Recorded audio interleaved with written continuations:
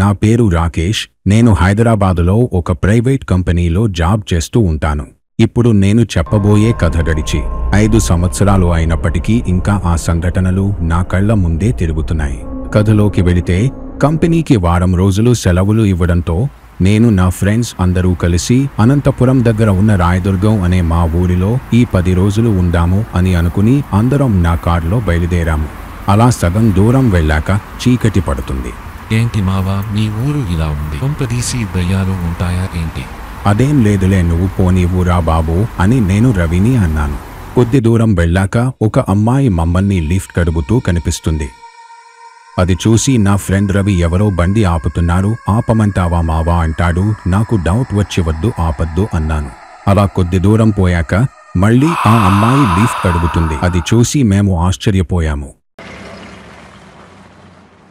అదేంటబ్బా, ఆమె first lift అడిగిన place and మళ్ళీ లిఫ్ట్ అడిగిన ప్లేస్కి చాలా దూరం ఉంది. ఇంతలో తాను ఎలా వచ్చింది? కొంపదీసి ఇది మనిషా దెయ్యమా అని నేను అనుకున్నాను. అలా కొద్ది దూరం వెళ్ళగానే మా కార్ ఆగిపోతుంది. ఎంత స్టార్ట్ చేసినా అవ్వడం లేదు. టైం చూస్తే 12:57 అవుతుంది. ఏంటి రవి, కార్ స్టార్ట్ అవ్వడం లేదు ఎందుకని అని నేను అడిగాను. టాంక్ ఫుల్ కొట్టించాము కదా, ఎలా అయిపోయిందో నాకు అర్థం కావడం లేదు అని రవి అన్నాడు. అలా మేము అటుగా ఎవరైనా వస్తారేమో అని ఎదురుచూస్తూ ఉన్నాము. ఇంతలో ఒక అతను స్కూటర్ మీద రావడం మేము చూశాము. అతనిని నేను ఆపాను. అతను చూడడానికి ఒక పెద్ద బొట్టు పెట్టుకుని విచిత్రంగా ఉన్నాడు. అప్పుడతను, ఏంటి బ్రదర్ ఏమైంది అన్నాడు. అప్పుడు నేను, మా కార్లో డీజిల్ అయిపోయింది, కొంచెం మాకు లిఫ్ట్ ఇచ్చి పెట్రోల్ బంక్ ఎక్కడో చూపిస్తావా ప్లీజ్ అన్నాను. అప్పుడతను, అది సరే కాని ముందు మీరు ఇక్కడి నుంచి వెళ్ళి కొంచెం ముందుకెళ్ళాక ఒక ఇల్లు ఉంటుంది, అక్కడ ఉండండి, ఇది చాలా ప్రమాదకరమైన చోటు అన్నాడు. అప్పుడు నా ఫ్రెండ్స్ సుమంత్, రవి ఇద్దరు మేము వెళ్తాం లేరా, మీ ఇద్దరు ఇక్కడ ఉండండి అని చెప్పారు. నేను సరే అని చెప్పాను. అలా వాళ్ళు ఇద్దరు అతని బండి ఎక్కి వెళుతూ ఉన్నారు.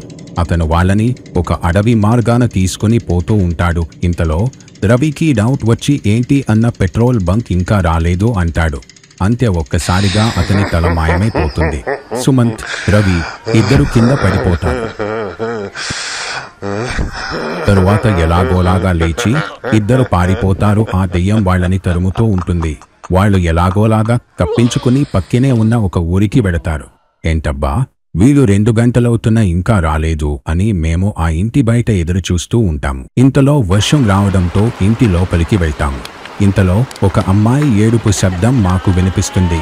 ఎవరై ఉంటారు అని మేము పక్కకి వెళ్ళి చూస్తాము. ఎదురుగా ఒక అమ్మాయి వర్షంలో తడుస్తూ ఏడుస్తూ ఉంటుంది. చూస్తే మమ్మల్ని లిఫ్ట్ అడిగిన అమ్మాయి లాగే కనిపిస్తుంది.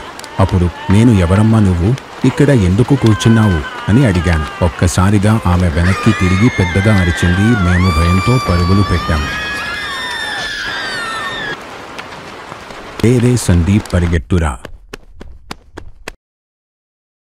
ఇంతలో సందీప్ కళ్ళు తిరిగి కింద పడిపోతాడు. అప్పుడు నేను, రే సందీప్ లే రాలే అని అరుస్తూ ఉంటాను. ఈలోగా ఆ దెయ్యం సందీప్ దగ్గరికి వస్తుంది. నేను అరుస్తూ ఉంటాను. ఎంత అరిచినా వాడు లేవలేదు. ఆ దెయ్యం వచ్చి సందీప్ని తినేస్తుంది. నేను భయంతో పరుగులు తీస్తూ ఒక గ్రామానికి చేరుకుంటాను. అప్పటికే టైం 4 అవుతుంది. అక్కడ పక్కనే ఉన్న టీ కొట్టు అంకుల్ దగ్గరికి నేను వెళ్ళాను. అప్పుడు అతను, ఏంటి బాబు ఏమైంది, పరిగెత్తుకుని వచ్చావు అంటాడు. అప్పుడు నేను జరిగింది అంతా చెప్పాను.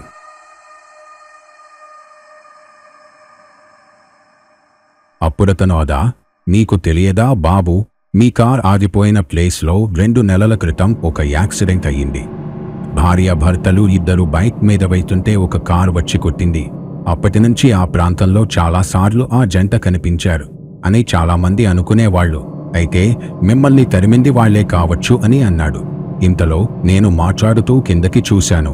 ఒక్కసారిగా అతని కాళ్ళు మాయమైపోయాయి. మీకు కూడా ట్రిప్కి వెళ్ళినప్పుడు ఇలా జరిగిందా? జరిగితే కామెంట్స్లో రాయండి మావా.